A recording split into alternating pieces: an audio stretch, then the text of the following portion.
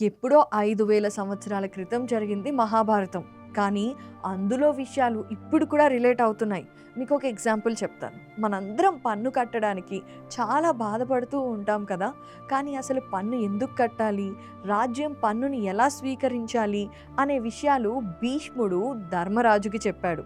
అలా రాజ్యం ఎలా ఉండాలి? ఈ విషయాలన్నీ కూడా చెప్పాడు.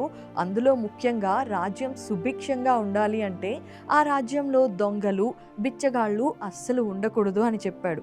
ఆ తర్వాత పన్నుల విషయానికి వచ్చి ఎప్పుడూ పన్నులు విపరీతంగా తీసుకోకూడదని, ముఖ్యంగా వ్యాపారస్తులకి వాళ్ళకి సరైన లాభాన్ని ఇచ్చిన తర్వాత మాత్రమే పన్నును సేకరించాలి అని చెప్పాడు. ఆ తర్వాత ఎవరైనా డబ్బు మీద అత్యాశతో పన్నులు ఎక్కువగా తీసుకుంటూ జలగల జనాలని పీడిస్తూ ఉంటే వాళ్ళని ఖచ్చితంగా శిక్షించాలి అని కూడా చెప్పాడు. ఒకవేళ ఎప్పుడైనా పన్నులు కట్టడానికి ఎవరైనా నిరాకరిస్తే వారికి ఇలా నచ్చచెప్పాలి అని చెప్పాడు.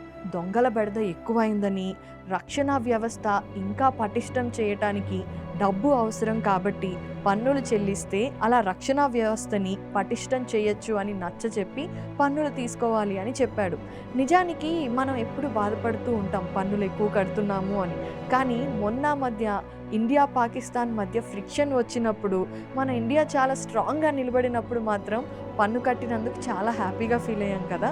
ఇదే విషయాన్ని మహాభారతంలో ఎప్పుడో భీష్ముడు ఇలా చెప్పటం చాలా ఆశ్చర్యకరం. ఇదనే కాదు, ఇంకా ఎన్నో విషయాలు ఇప్పుడు మనం రిలేట్ చేసుకొని మన జీవితాన్ని మెరుగుపరుచుకోవడానికి అద్భుతంగా సహకరించే విషయాలు ఉన్నాయి మహాభారతంలో.